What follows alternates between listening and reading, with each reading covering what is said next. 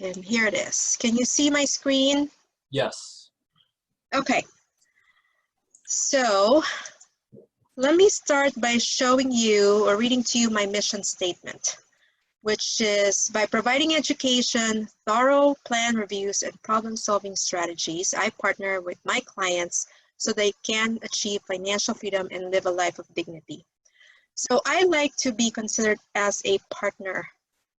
So, a partner who was gonna, work with you and help you and really get to know you and have a relationship, a long-term relationship with you or any of my clients, and help them achieve their goals, which, is usually financial freedom.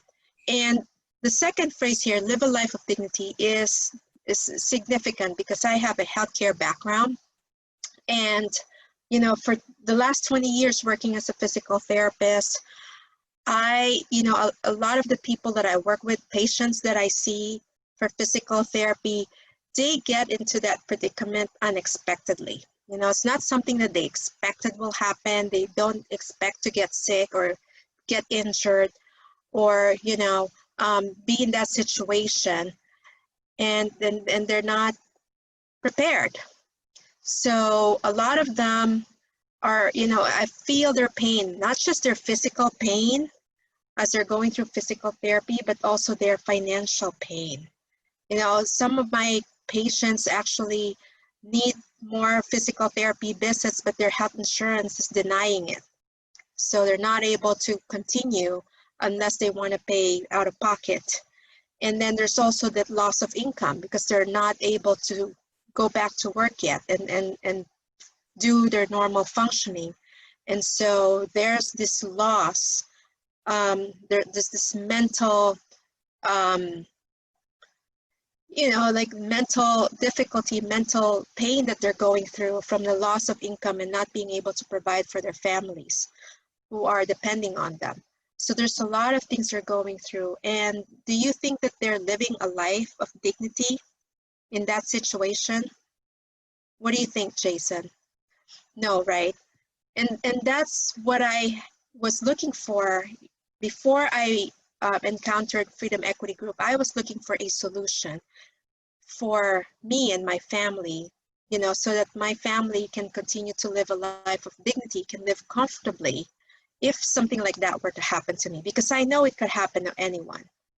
So my initial strategy in order to make that happen was to work as much as I can so that I could save more, so I could put more money away for a rainy day like that happening. And doing that, I worked for 3 different companies, and it just became too much. I actually stressed myself out. It backfired on me. So I actually had lost 2 pregnancies.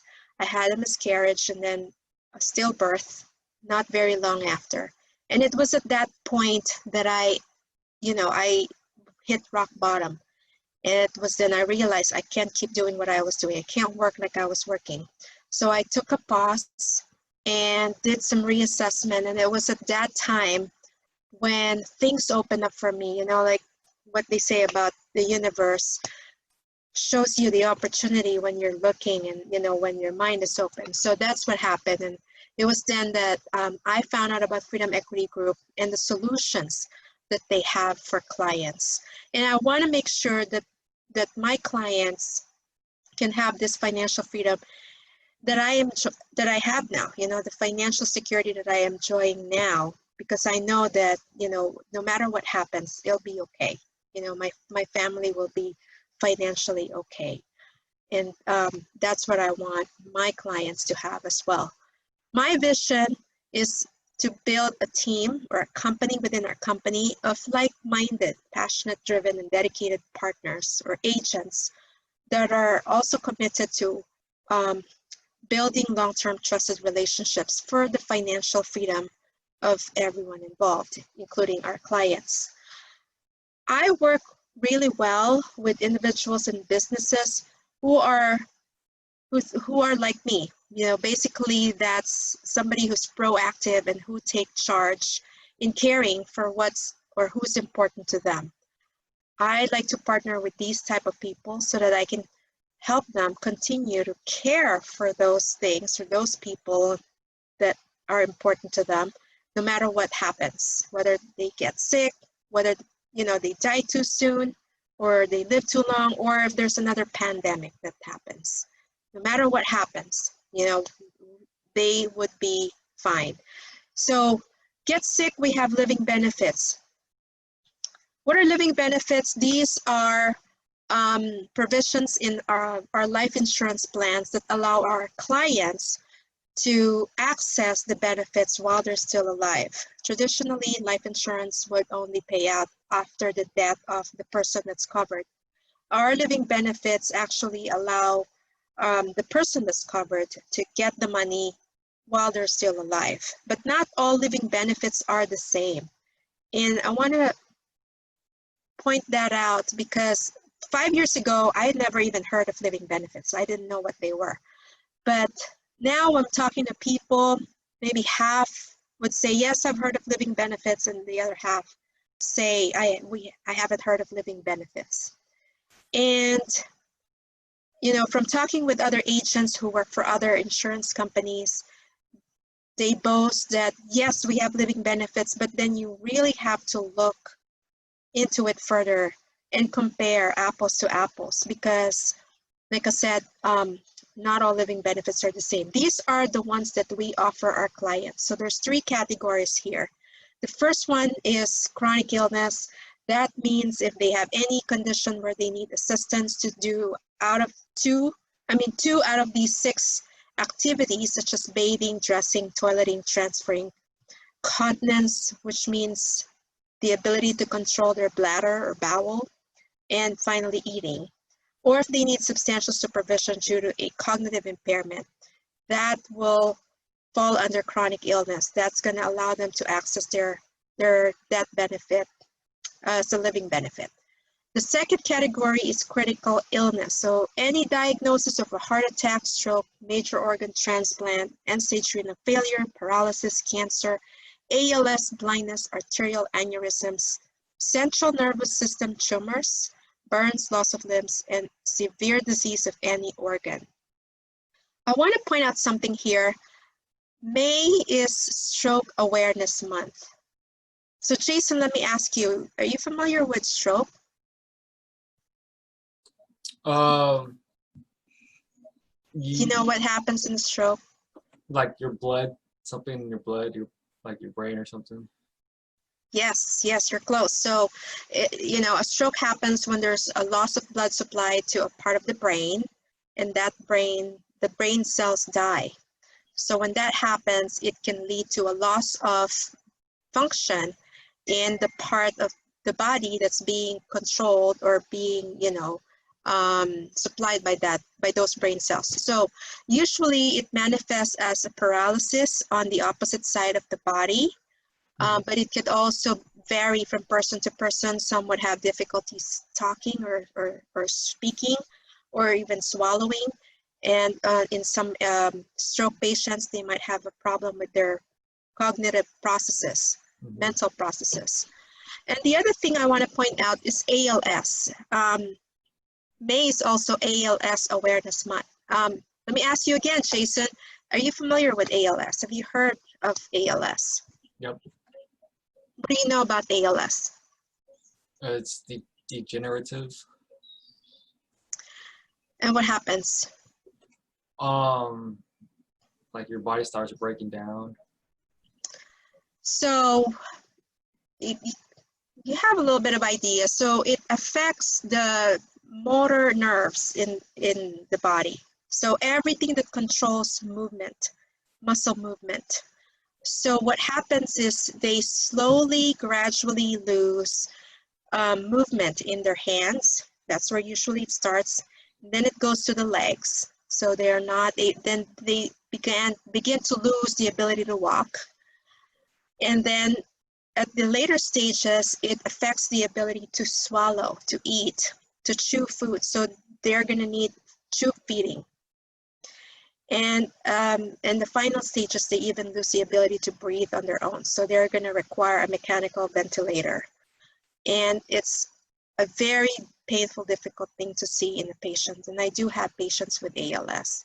It's progressive, it's terminal, and most people die 2 to 3 years after diagnosis. There's no known cure, and there's no known cause. So anyone, you know, can get diagnosed with ALS. So the third category here is terminal illness, which is any condition that can, you know, reasonably be expected to result in death within 24 months. So this definition of 24 months is significant because there are some terminal illness living benefit. Again, they say, yes, we have living benefits, they boast about it, but they only offer terminal illness, not the critical or chronic illness. And their terminal illness is even more limited, 12 months or six months even. Imagine the difference of quality of life when you have to wait the last 12 months or last 6 months of your life before you can get the living benefit payout from your policy. You think in 6 months the quality of life is still good? The last 6 months of someone's life? Most likely not, you know, but at 24 months, you know, maybe that person can still travel with the money that they can get, you know, they could still enjoy the last 2 years of their life and, you know, be with their family and just, you know, enjoy life the way they would like to. And in some cases with that, people are actually extending their life.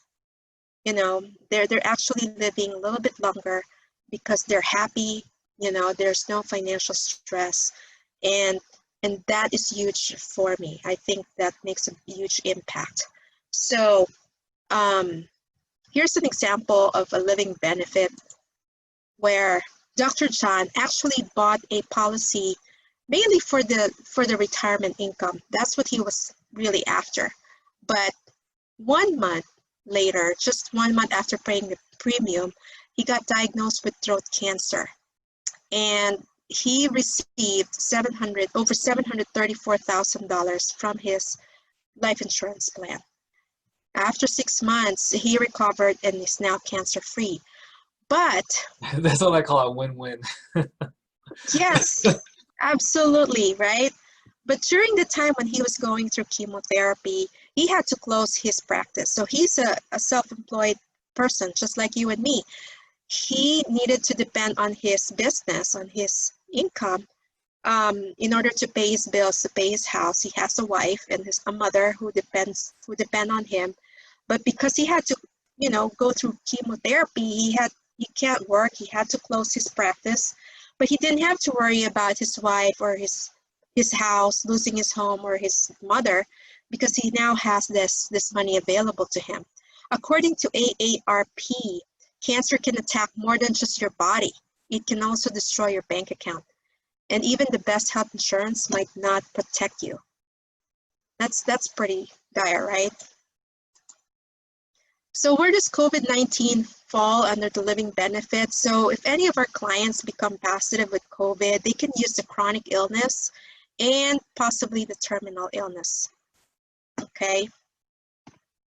So most of us are familiar with the personal use of life insurance, but did you know that, you know, if you, let's say, you know, you don't have a family, you're not married, or you don't have children that are going to be affected financially if you were to pass away unexpectedly or get sick unexpectedly, you can also support a charity and leave a legacy behind using life insurance. You know, so if you can leave for paying a small premium, you can leave a sizable donation to a charity of your choice and be remembered forever. So that's one way. Another way that people use life insurance, that the wealthy and the elite are using life insurance for, but it doesn't have to just be limited to them. You know, people like us can do the same thing. It's being widely used in estate planning and in business. And so I'm going to focus on business continuation. Sorry to interrupt. Concepts. So yes. It's the awareness, basically. It's knowing how to use it. Yes. Because people they think life insurance is just when you die, right? So, right? but I guess what you're explaining is more than that. Yes, absolutely. There's so many different ways to use life insurance, to leverage life insurance. And you know, we don't have enough time to cover all of that, but I want to just shed a little bit of light on the business aspect because we're both business owners. Most business owners focus on marketing and increasing sales, right? And, you know, improving their bottom line, you know, making their clients happier and loyal to them, and improving their services, their processes. So there's all these considerations that business owners think about, but they forget this one important thing. What will happen to your business if you die or get sick? All the Most hard people don't work, think about it. right, right. And can you imagine all the hard work that you put into your business, all the, you know, the sweat, tears, and blood that you shed, all the sacrifice that can go to nothing, can just, you know, your business can just dissolve if you do not do the proper planning. Because, you know, who's going to take over? If you don't have the right person, if you don't identify the right person who's going to take over your business if you suddenly pass away or get sick, then you're going to lose your clients that you work very hard to take care of. You know, you're going to, you know, if you have employees, you're going to end up losing everything. According to Forbes.com, 6 things to know about buy and sell agreements. 3 out of 4 business owners lack business succession plans, with the government estimating that nearly 52% of business owners are over age 50. That's a lot of companies with the potential to be thrown into chaos and lost value upon the death of an owner. Here's another question. How would you like your business partner's spouse or ex-spouse after a divorce, or your business owner's child to help run your company? Would you like that, Jason? You would like your partner's spouse or ex-spouse after if they get in a divorce, or their child to help run your company? I don't have any of those, but hopefully I will in the near future. But if not, then I'll have a business partner. Well, like I'm saying, your business partner, because so did you know that upon the death of your business partner, the spouse will inherit his share of your business? So due to marital law, the spouse becomes the natural, legal next owner that's going to take the place of your business partner if they have a spouse. Sorry. Yes. I'm sorry to interrupt. Go ahead. Yes, if they have a spouse, or, you know, if they actually went through a divorce, again, you know, usually when you go through a divorce, all the assets are taken into consideration, and business assets is part of it. So if your partner owns part of your business and the spouse went after it in a divorce, then the ex-spouse can actually become part owner of your business, matter whether you like it or not. Just automatically? Yes, whether you like it or not. So here's the thing. Yes. So my question is this for income of the business, or is this ownership, or both? Both. Wow. If you own part of the business, you have the right to the income or the profits. So this is like a beneficiary, like, or? Well, it's a matter of law, you know, like, you know, if I'm married to you, we own half of what I own half of what you own. Okay? And if you are owner of a business, and if you pass away, then I take over as the owner of that business. Just like in the state. Exactly. So I thought you were planning. Yeah, estate planning is a big part of this as well. So they go together. They actually come together. So I'll get into the solution later on, but this is some of the questions that you need to be kind of considering. And a lot of people don't even think about these things happening, right? But it can happen. So again, here's another one. Would you like to have a bank take over part of your business should your co-founder or your business partner file for bankruptcy? You wouldn't want that, right? No. Absolutely not. So you have to have something in place to prevent that. And then finally, what if your partner decides to leave or retire? So again, there has to be an exit strategy for both you I and your like this. partner in a business. It's kind of like real estate. Yep. Yep. It's all business with, real estate.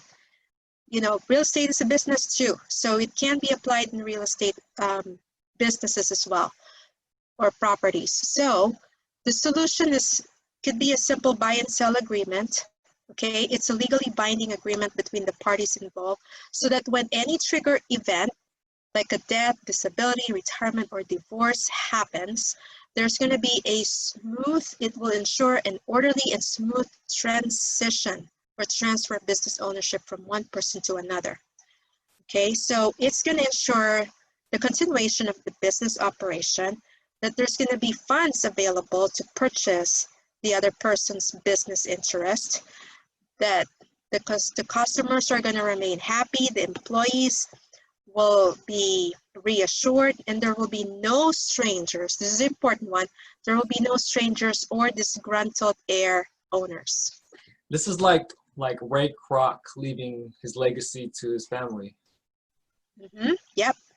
Yep. And I'm sure he did something right when planning for business succession upon his death.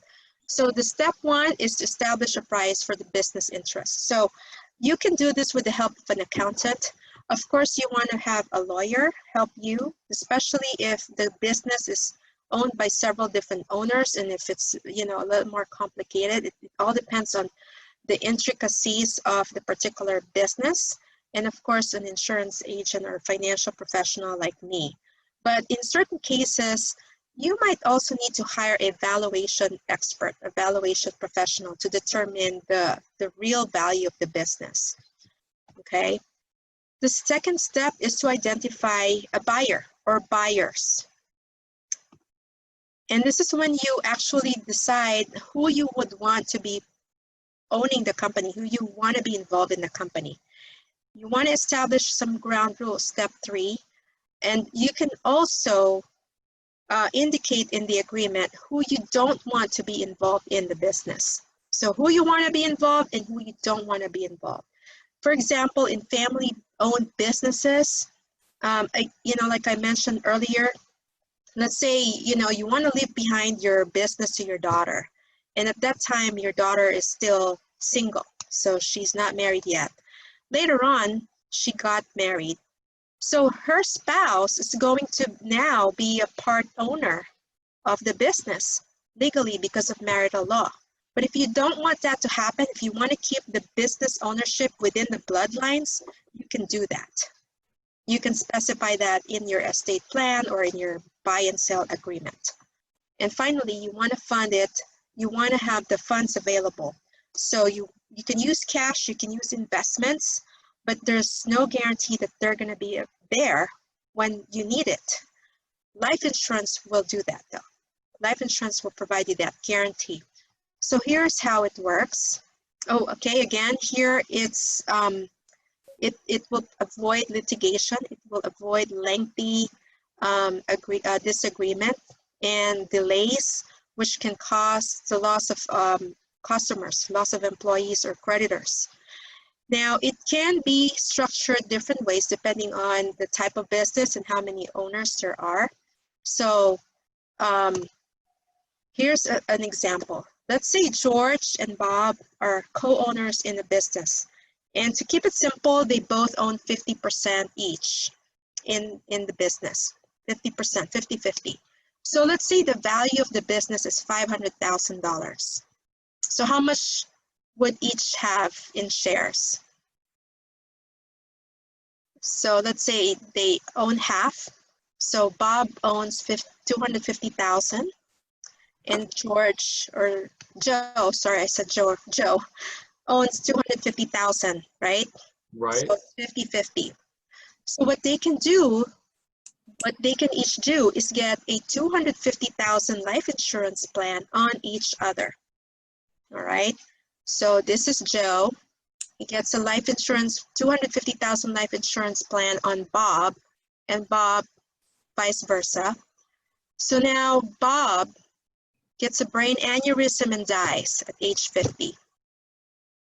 So now, to protect the business, and because they have a buy and sell agreement made beforehand, where if something were to happen to each of them, the other owner the surviving owner gets to buy the deceased owner's business interest. So now Joe uses the proceeds from the life insurance that he has on Bob, $250,000, and gives that money to Bob's wife.